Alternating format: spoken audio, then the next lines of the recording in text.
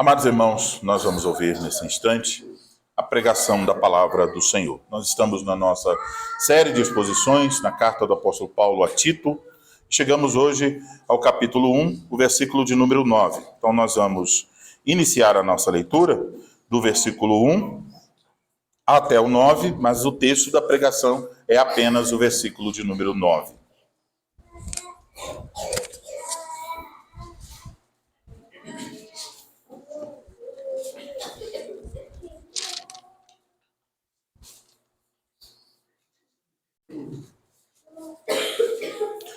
Assim diz a palavra do Senhor.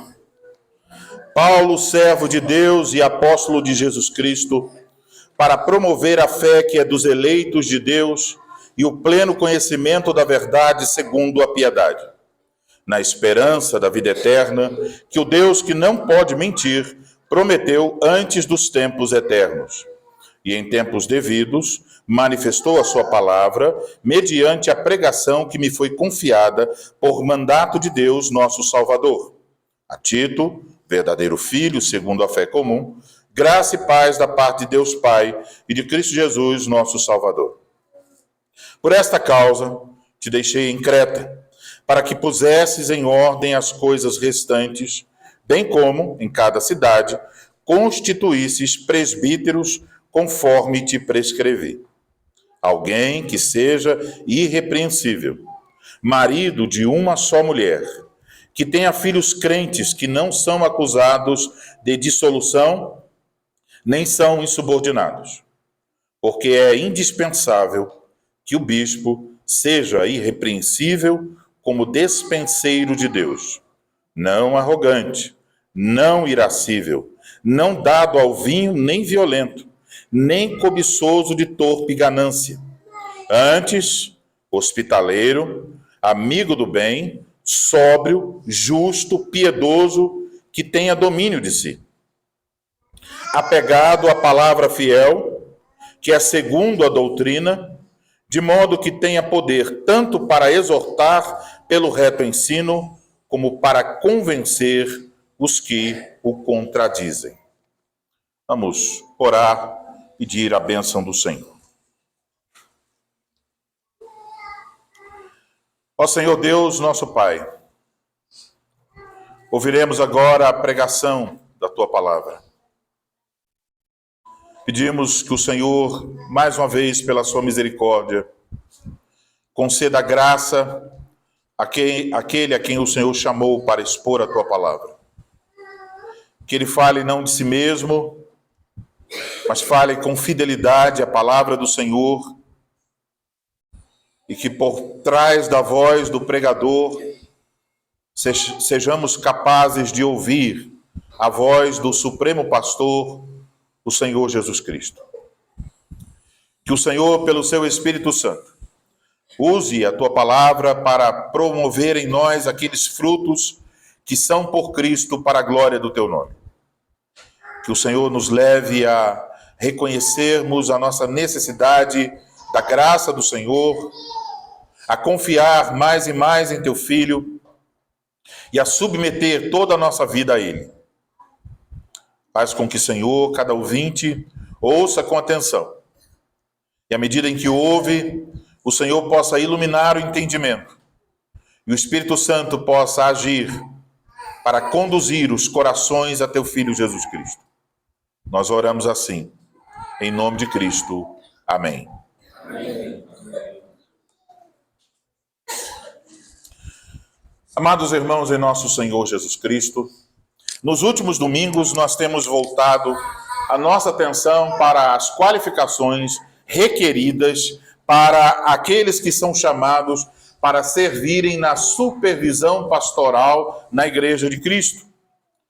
Isto é, os bispos, também chamados em nosso texto de presbíteros e também chamados de pastores. E até o presente, nós temos ouvido sobre pelo menos 14 requisitos aqui nesta passagem.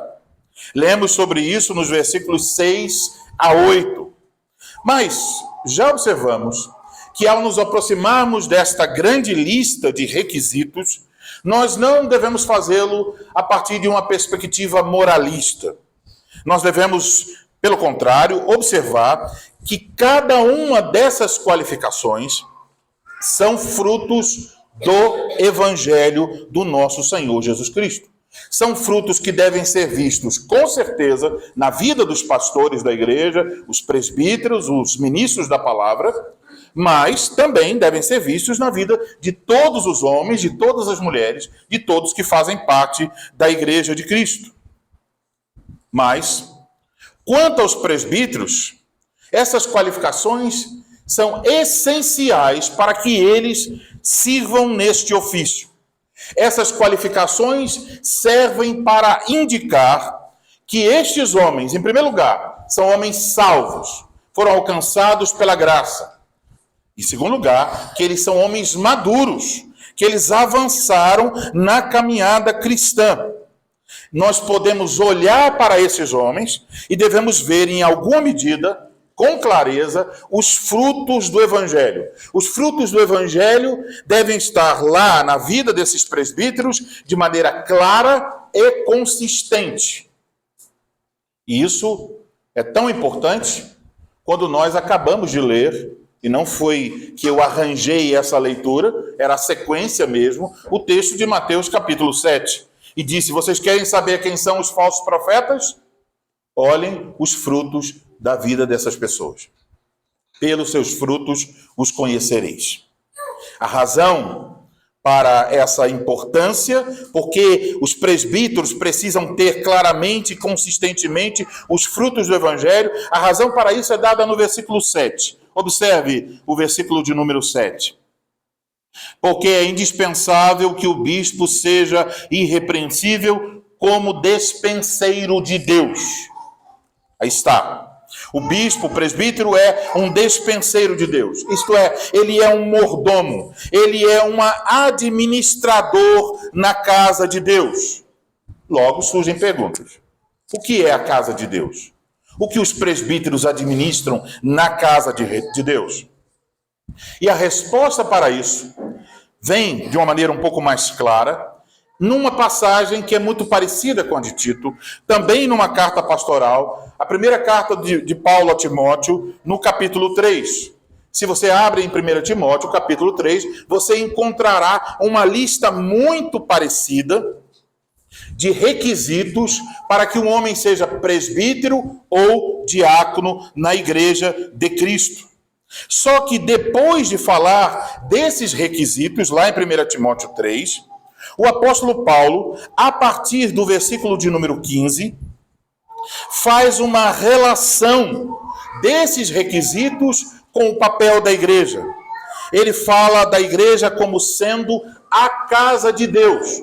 Então, se perguntamos, onde os presbíteros, em qual casa os presbíteros são mordomos? A resposta vem, na casa de Deus. Qual é esta casa? É a igreja do Deus vivo. 1 Timóteo 3,15. Sendo a casa de Deus, o apóstolo lá em 1 Timóteo 3,15 fala da igreja não só sendo casa de Deus, mas diz que a igreja é coluna e baluarte da verdade. A igreja, por assim dizer, sustenta diante do mundo a verdade. Isto quer dizer que uma das tarefas da igreja diante do mundo é sustentar o evangelho do Senhor Jesus Cristo. 1 Timóteo 3,16 aponta para isso. Lá em 1 Timóteo 3,16 temos um resumo do evangelho, falando sobre Cristo e a obra dele a nosso favor.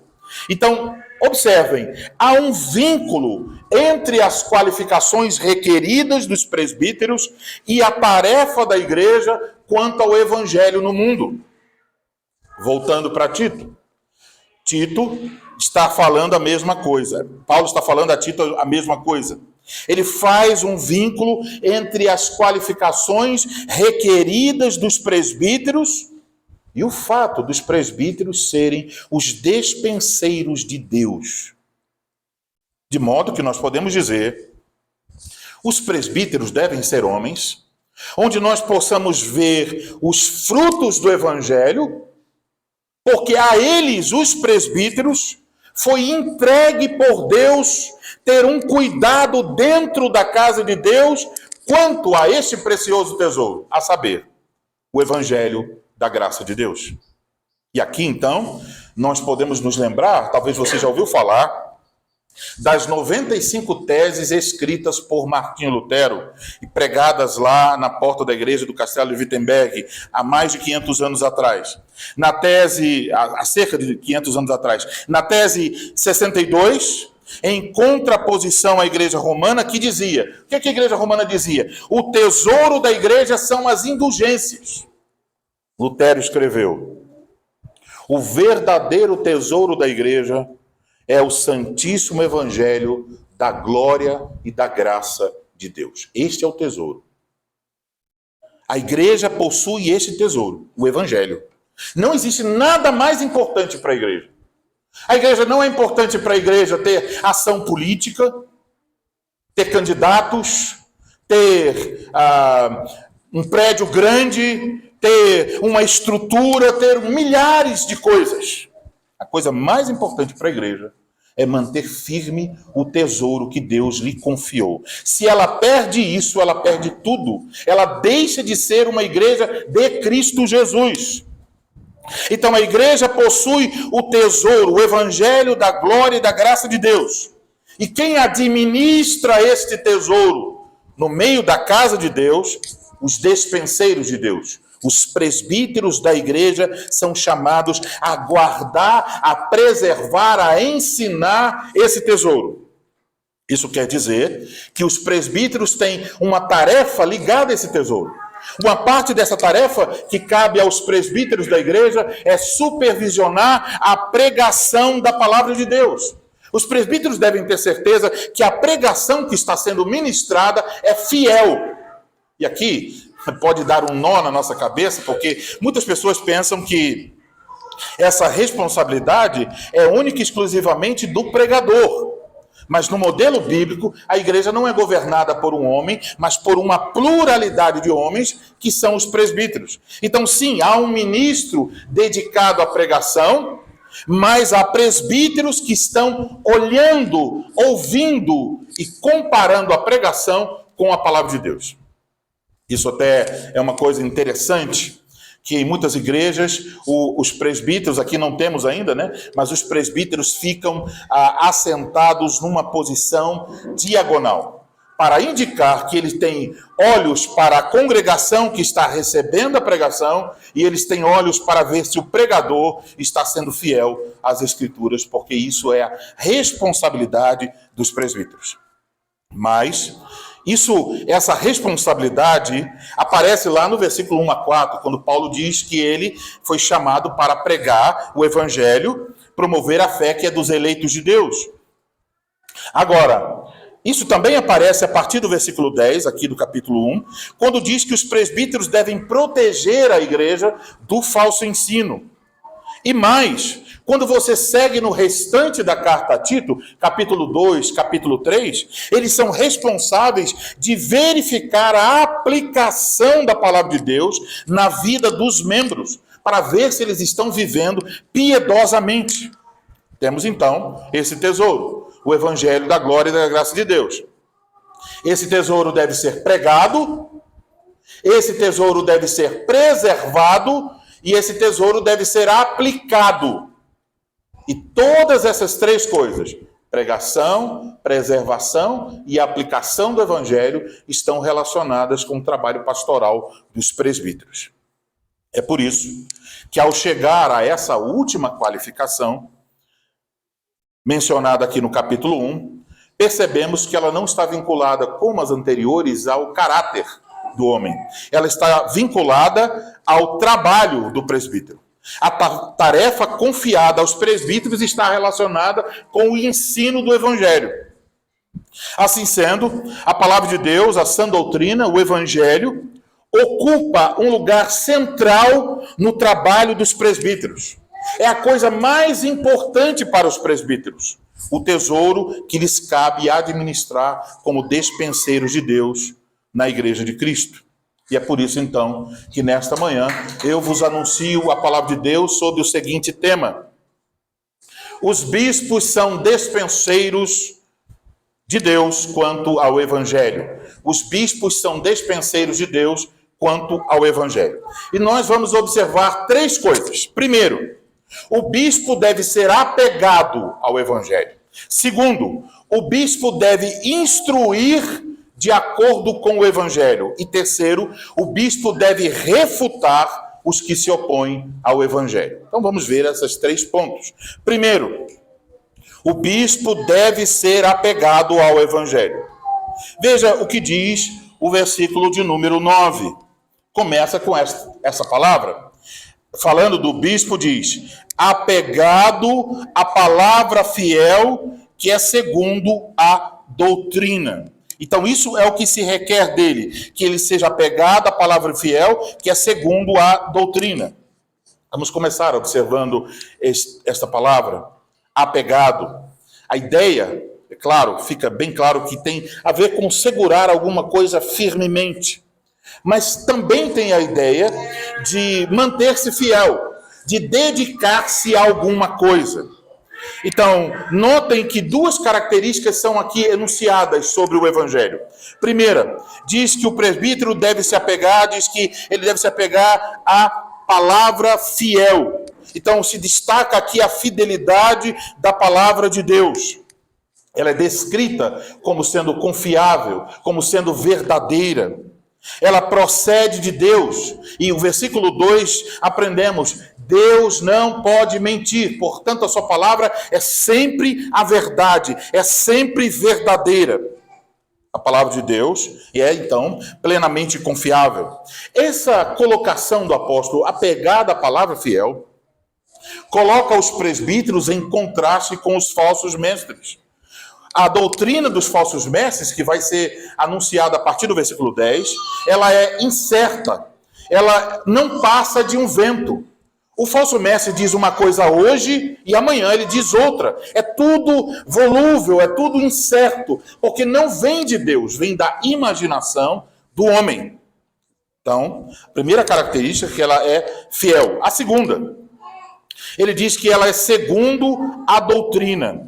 Segundo a doutrina é uma referência às doutrinas ensinadas pelos apóstolos, aquilo que chegou até nós através do Novo Testamento.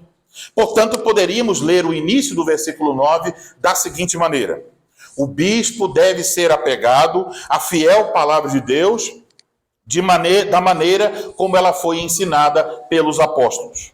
Então, o bispo deve ser um homem apegado ao Evangelho, tal como o Evangelho foi ensinado pelos apóstolos, e ele deve, então, ser um homem que se dedica a este Evangelho. O Evangelho deve ser, então, alvo constante dos estudos, das meditações dos presbíteros. O presbítero tem que ser esse tipo de homem. Então, se requer dos presbíteros que eles conheçam a palavra de Deus, que sejam homens dedicados ao seu estudo. Uma das coisas mais ridículas que nós podemos ouvir é alguém dizer assim: olhe, fulano é um pastor, mas o dom dele é para construir prédios. Então, que ele seja engenheiro, que ele seja pedreiro, que ele seja qualquer outra coisa, mas ele não é para ser pastor. Um pastor tem uma ferramenta. A ferramenta do pastor é a palavra de Deus. Ele não fala para falar de si mesmo, ele tem que falar de acordo com a verdade. Se ele não é capaz de fazê-lo, então ele não foi chamado por Deus para tal missão. Ele pode ser um administrador de empresas, ele pode ser um engenheiro, ele pode ser um músico, mas ele não deve ser um pastor. Seria a mesma coisa de dizer: olha, eu tenho um médico, mas ele não entende nada de medicina, ele é um bom carpinteiro. Você vai consultar com ele? Você vai dizer: ó, seu médico, o senhor que é tão bom de carpintaria, por favor, me diga que remédio eu devo tomar. Como o senhor vai tratar do meu câncer? Talvez ele diga: passa uma plaina nas suas costas que melhora. Não tem lógica. Um pastor é um homem que deve conhecer a palavra de Deus. Então aqui fala desse apego. Notem que o apego do presbítero não é um apego a coisas inúteis. Porque há pessoas que estudam a Bíblia, que leem livros, mas eles sempre estão procurando quantos anjos cabem na cabeça de um alfinete. E isso não é invenção minha. Havia pessoas na história da igreja procurando saber quantos anjos cabiam mesmo na cabeça de um alfinete. Coisas inúteis e tolas, que não trazem nenhum fruto. Veja que no versículo 10 em diante, no 13 e 14 principalmente, fala que os falsos mestres procuram falar sobre fábulas judaicas, mandamentos de homens desviados da verdade.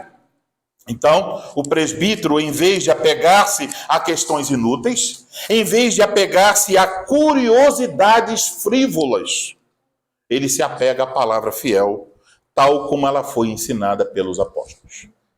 E apesar de não se requerer do diácono que o diácono seja um homem apto para ensinar, requer-se dele também a mesma qualificação. O diácono, conforme 1 Timóteo 3,9, se requer dele que ele seja um homem que, conservando o mistério da fé, é a mesma coisa de dizer que ele é apegado à palavra fiel de Deus. Ele deve conhecer, o diácono deve conhecer, deve crer e viver de acordo com a palavra de Deus, aqui chamada de mistério da fé.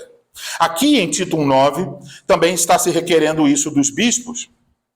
Implica dizer que o presbítero deve ser um homem que conhece a palavra de Deus, que crê no que Deus diz na sua palavra, que aplica a palavra de Deus à sua própria vida e à vida da sua família, para depois aplicá-la à congregação de Cristo.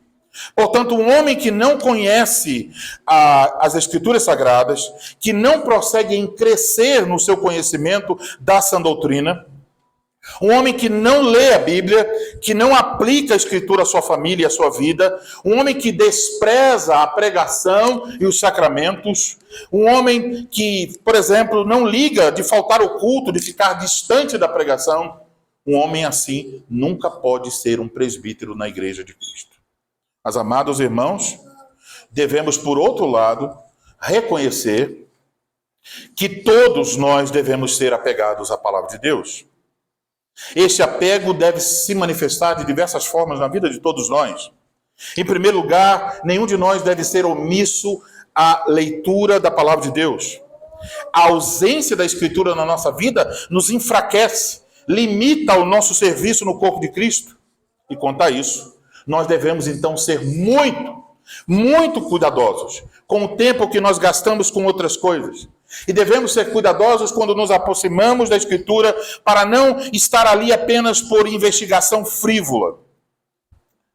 Se temos interesse de ler muitos autores, isso é bom, mas tenhamos cuidado para que os outros livros não tomem o lugar que é devido à Escritura em nossa vida. Que coisas inúteis não tomem o lugar das coisas úteis. É bom ler sobre teologia, é bom ler sobre filosofia e sobre outros assuntos, mas nós devemos sempre ter cuidado para que isso não tome mais tempo do que o tempo que nós dedicamos a aprender a palavra de Deus, a compreender a palavra de Deus. Porque se nós invertemos a ordem, provavelmente os nossos estudos nos farão mais mal do que bem. Antes de tudo, o mais importante é conhecermos as Escrituras. Para isso, a coisa mais simples, você precisa lê-la. Ler as Escrituras. Isso implica em dedicar um tempo para ler as Escrituras. E quando for ler livros, procure livros que te ajudem a entender as Escrituras. Significa também aprender a ler. Parece um pouco estranho dizer isso para pessoas alfabetizadas, mas infelizmente, por vezes, nós estamos lendo a Bíblia de modo errado. Você abre a Bíblia, por exemplo, na história de Davi e Golias, e você está lá procurando por alguma lição para a sua vida. Mas Davi e Golias foi colocado ali para falar sobre quem? Sobre Cristo. Você nunca estará lendo a Bíblia de verdade se você não estiver procurando Cristo em cada passagem das Escrituras. Sua leitura será a leitura motivacional. Será a leitura de um coach que podia chegar para você e dizer: olha, vamos vencer na vida. Os gigantes se colocam contra nós, mas nós vamos vencer os gigantes. Muita motivação. E Cristo do lado de fora. Você acabou de ouvir um coach, não um pregador. O pregador apontará na história de Davi e Golias para principalmente a pessoa bendita do nosso Senhor Jesus Cristo. A Escritura não é sobre você, não é sobre mim, ainda que também sobre mim e você. Mas a figura central não somos nós. A figura central é o Senhor Jesus Cristo. Você abre nos primeiros capítulos de Gênesis. Por exemplo, Gênesis 3,15. E você vê lá, quando o homem e a mulher caíram em pecado, Deus dizer: o descendente da mulher esmagará a cabeça da serpente. Quem é? É Cristo. E em cada passagem que você passar, algo sobre Cristo está sendo anunciado. Em cada sacrifício, em cada sangue derramado, Cristo está sendo apresentado diante dos nossos olhos. Então, quando você está lendo, quando você está ensinando seus filhos a lerem a Bíblia, cuidado com um monte de livrinhos que vão dizer assim: olha, crianças, sejam sábios como Salomão, sejam fortes como Sansão, sejam músicos como Davi, e vai exemplificando personagens. As crianças aprendem sobre Davi, aprendem sobre Sansão, aprendem sobre Moisés, mas não aprendem sobre Cristo.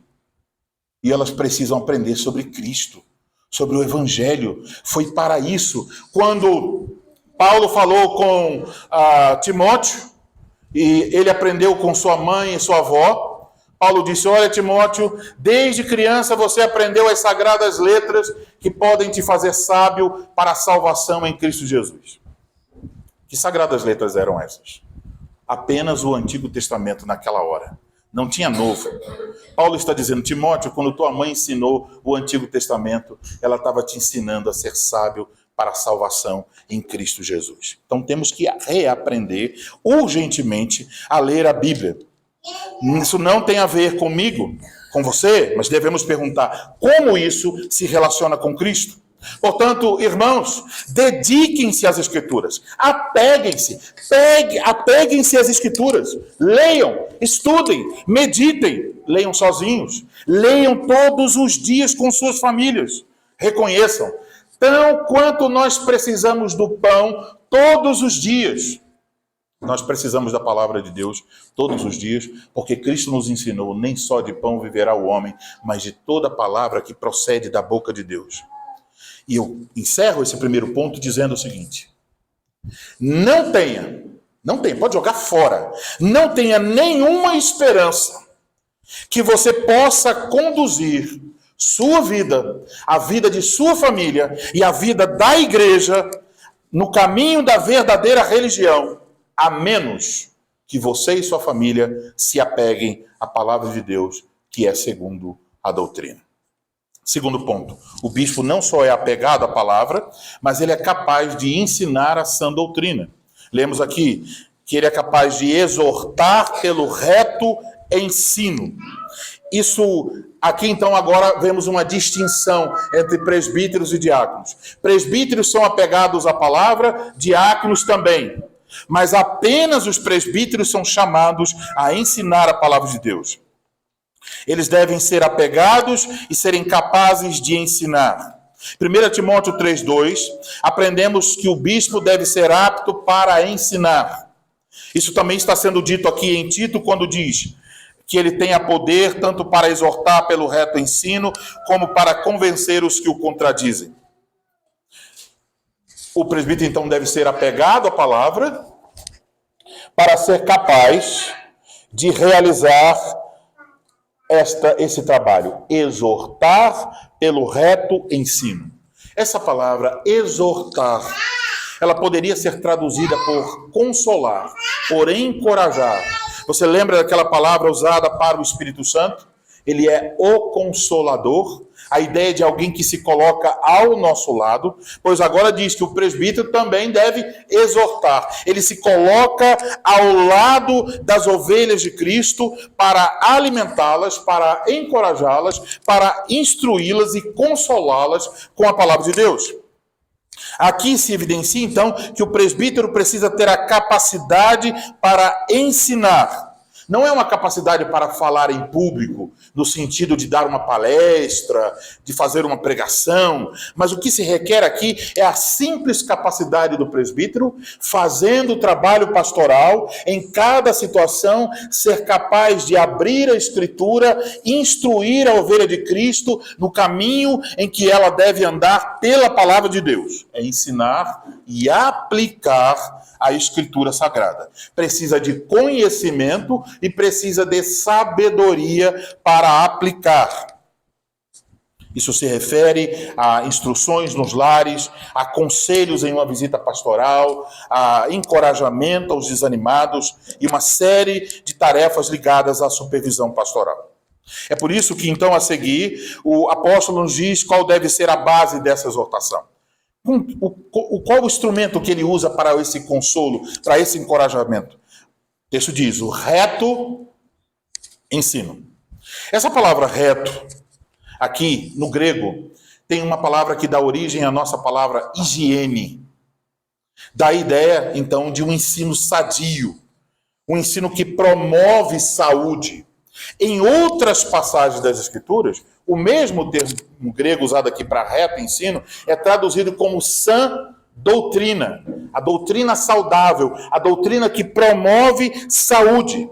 Então é importante notar que nas cartas pastorais, essa expressão sã doutrina ou reto ensino, ela é mencionada sempre em contraste com os falsos mestres. O que os falsos mestres fazem? Eles ensinam fábulas, eles ensinam mandamentos de homens. E qual o benefício disso? Não tem benefício. Nenhum. Um falso mestre pode te dar até informações verdadeiras. Ele pode te dizer a altura do Golias. Ele pode te dizer a largura das muralhas de Jericó. Ele pode te dizer a extensão do Mar Vermelho.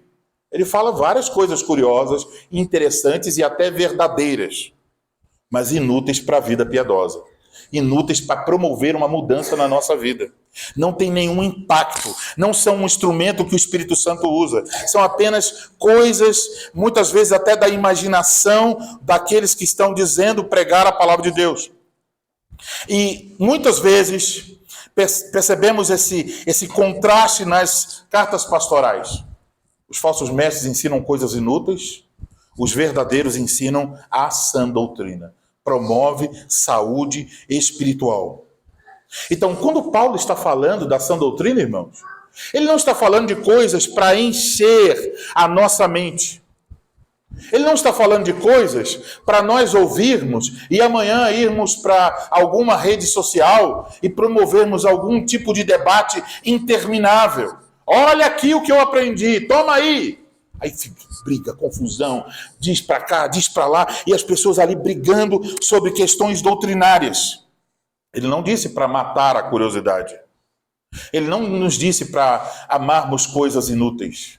Quando ele fala da sã doutrina, é para que haja saúde espiritual em nossa vida. Os falsos mestres, diz o texto lá, a partir do versículo 10, são palradores frívolos.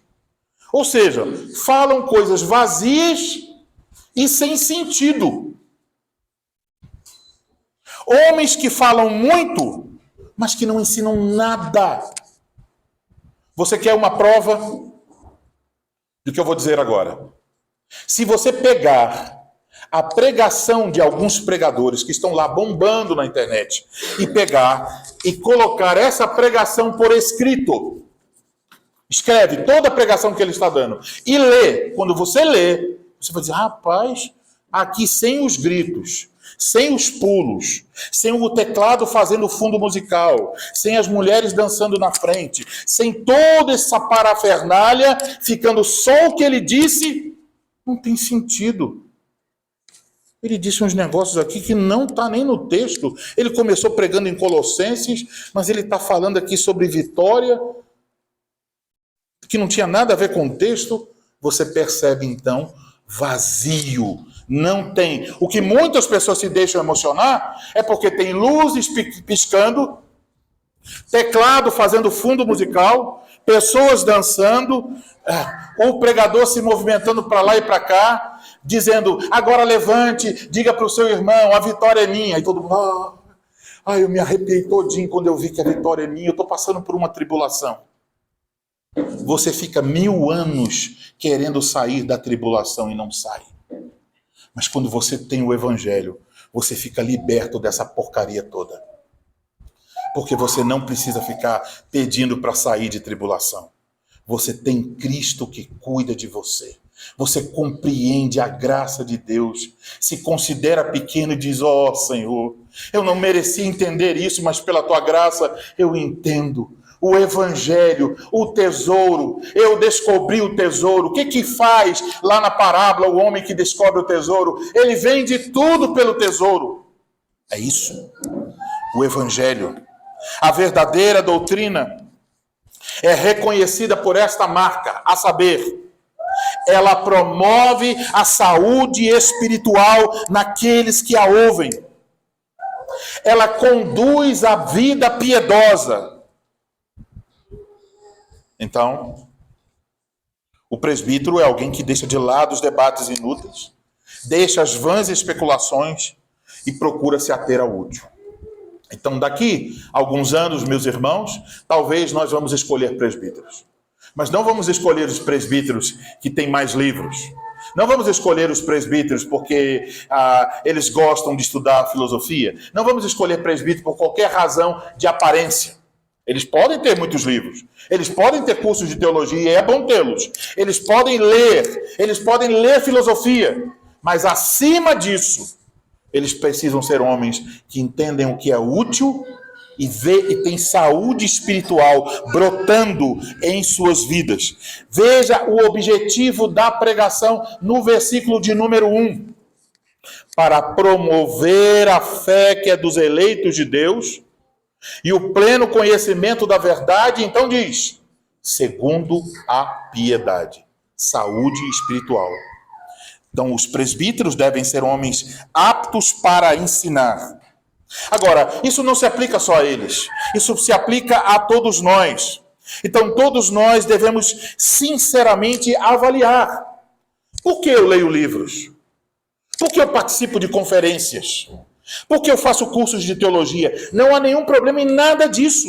São coisas boas. Livros são coisas boas. Cursos de teologia podem ser coisas boas. Participar de conferências também. Mas a pergunta é, por quê? Eu estou interessado na palavra de Deus? Se não, meu esforço é inútil. Nós devemos estudar conforme Deus concede a cada um de nós. Mas cada um deve usar isso que Deus dá a você, tempo, capacidade, inteligência, para aprender mais da palavra de Deus. E deve responder o seguinte: eu estou fazendo isso para a glória de Deus? Eu estou fazendo isso para que os meus irmãos ouçam de mim alguma coisa útil que venha da palavra de Deus? Então eu poderia perguntar a vocês: vocês têm lido bons livros? Vocês têm estudado as Escrituras? Vocês têm participado de cursos, palestras, conferências? Ótimo. Mas como isso tem afetado a vida de vocês? Vocês são pessoas diferentes? Está promovendo saúde espiritual? Vocês estão procurando algo útil para vocês e para seus irmãos? Pensem sobre isso. O presbítero é alguém que fala segundo a sã doutrina. Esta é uma marca de que você está aprendendo a verdade. Saúde espiritual. Vamos para o último ponto. O presbítero também deve ser capaz de refutar aqueles que se opõem à sã doutrina. O texto diz que ele deve convencer os que o contradizem. Contradizem pessoas que estão falando em oposição ao Evangelho. Lemos quem são esses, no versículo 10 a 16, tem lá uma descrição dessas pessoas. Quando diz que o presbítero deve convencer, a ideia aqui não é que ele vai ser capaz de fazer a outra pessoa mudar de ideia, mas que ele vai refutar, ele vai condenar e mostrar que aquela doutrina não é de acordo com a palavra de Deus. Então ele vai apresentar a verdade àqueles que estão ensinando uma doutrina que não condiz com o Evangelho. Quantas vezes pensamos sobre o ministério do Senhor Jesus Cristo? Quantas vezes os fariseus e outros chegavam para colocar Jesus à prova, e Jesus refutava aqueles homens, e eles ficavam sem resposta. Não sabemos como responder. Mas eles não se deixavam convencer. Amanhã eles voltavam com outra coisa. Então, não está requerendo que o presbítero vai mudar a cabeça dos outros que estão se opondo ao evangelho, mas que ele vai refutar, ele vai mostrar qual é a verdade pela palavra de Deus. Isso se faz necessário, irmãos, porque a palavra de Deus é constantemente contestada. A primeira vez que ela foi contestada foi no paraíso, quando a serpente disse a Eva: não, foi assim que Deus disse, certamente não morrereis se vocês comerem do fruto. E ela continua sendo contestada durante toda a história da humanidade.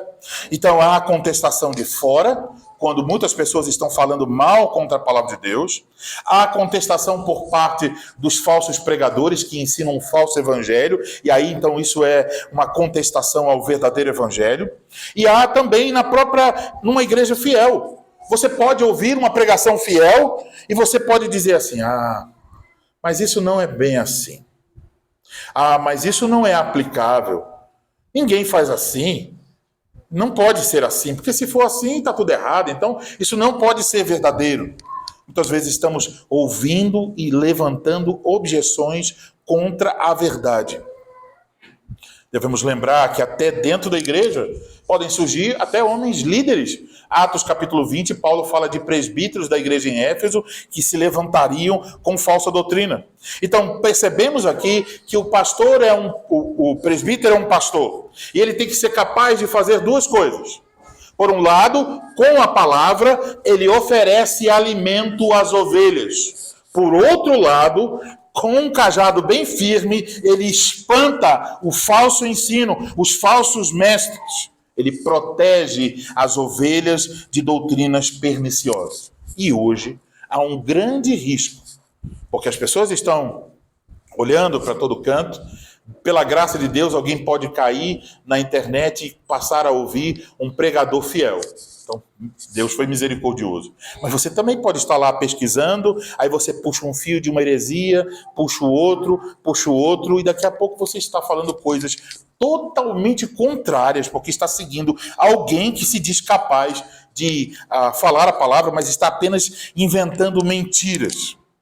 Então, o bispo deve ser alguém preparado para alimentar e para proteger as ovelhas. Tem uma ilustração na Bíblia para isso. Vocês se lembram da história de Neemias? Quando eles foram reconstruir os muros de Jerusalém e os inimigos ficavam atacando? Os trabalhadores naquela obra tinham duas ferramentas. Uma ferramenta era para reconstruir, pá, martelo, etc. E a outra, na bainha, uma espada. Reconstrução, mas se alguém atacar, nós vamos defender esse lugar. Assim também, os pastores vão construindo a igreja de Cristo, pela graça de Deus com a palavra, mas também devem ser capazes de rebater o falso ensino. Dessa forma, o pastoreio então dos presbíteros está vinculado à sã doutrina, a ensinar o evangelho. E é por isso que os frutos devem ser percebidos na vida dos presbíteros. Percebam que os presbíteros que não têm frutos na sua vida, em vez de pastorearem as ovelhas pela palavra de Deus, eles vão pastorear com autoritarismo, com uso de arrogância e de outros meios manipulativos para conduzir o rebanho. Que meios, pastor? São os meios manipulativos. Olha, se você colar comigo, você tem futuro aqui na igreja. Você vai crescer e você vai ser alguém se você fica comigo. Olha, eu vou colocar você como líder daquela congregação. Cola comigo. Então ele vai fazendo ali um amontoado, se destacando, e é tipo um sistema de pirâmide. Quanto mais você coloca embaixo, mais você sobe. Mas não é assim que os pastores são chamados a pastorear por meios carnais. São chamados a pastorear pelo único instrumento que Deus deu, a sua palavra.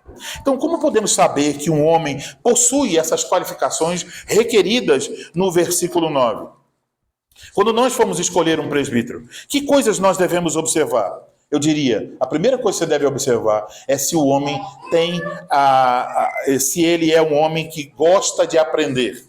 Porque ninguém pode ensinar se não estiver com esse desejo, em primeiro lugar, de aprender. Mas a segunda coisa é se você vê se esse homem é apegado à palavra fiel. se ele mantém consistência nas doutrinas bíblicas. Em terceiro lugar, se esse homem, quando conversa sobre a Bíblia, as conversas dele são úteis. Você sai da conversa e diz assim: poxa, eu estive com o irmão João e saí edificado dessa conversa. Porque o que ele falou trouxe alguma coisa de compreensão do Evangelho. Eu dei mais um passo no meu crescimento em Cristo. Agora, se você sai da conversa e diz: rapaz, cada coisa curiosa que ele falou, umas coisas que eu nunca tinha ouvido ninguém falar, e que, rapaz, é bem curioso, ele falou esses assuntos, e você sai daquela conversa apenas com curiosidade, apenas com dúvidas. Aí ele disse: será que é isso mesmo ou não é? Será que Cristo é Deus de verdade? Ele disse umas coisas que parece que ele não é. Quando você sai com dúvidas, nunca escolha esse homem para ser um presbítero. Os presbíteros não se aproximam da Bíblia para fazer esse tipo de coisa. Eles se aproximam para aprender e para ensinar. Ao falar da Escritura, ele visa consolo e encorajamento. E mais, ele é capaz de apresentar os erros daqueles que se opõem à verdade. Então, definitivamente, um presbítero é um homem das Escrituras. Portanto, quando estivermos procurando homens, devem ser homens capazes de abrir a Escritura, de ensinar as preciosas verdades do Evangelho e aplicá-las à nossa vida. Requer-se, então, daqueles que podem servir como bispos, fidelidade, dedicação e capacidade para ensinar a palavra de Deus. Mas essas qualificações não estão restritas aos presbíteros. Em determinado sentido, cada homem que aqui está deve entender que o pastor da sua casa, em primeiro lugar, é você. Se você é o pastor da sua casa, quem é que deve alimentar a sua esposa e seus filhos com a palavra de Deus? É você. Quem deve proteger sua família contra doutrinas perniciosas? É você. Quem é que deve dar doutrina que produz saúde espiritual à sua família? É você. Então você tem que ser também um homem apegado à palavra de Deus. Portanto, amados irmãos, ocupemo-nos, dediquemo-nos à palavra de Deus, que ela seja lida diariamente nos nossos lares, que ela seja conhecida por nós, que ela seja usada para a edificação mútua, para a proteção contra o erro e para a saúde espiritual. E que o Senhor Jesus Cristo, aquele que nos fala por meio da Escritura, aquele que devemos procurar quando lemos as Escrituras, nos ajude para que nós tenhamos presbíteros que nos ensinem o Evangelho e que mantenham firmes dessa pequena congregação que está nascendo o precioso tesouro da graça e da glória de Deus. E que os frutos desse Evangelho sejam vistos na vida dos futuros presbíteros, do atual presbítero, dos futuros presbíteros e dos membros desta igreja, para a glória de Deus. Amém.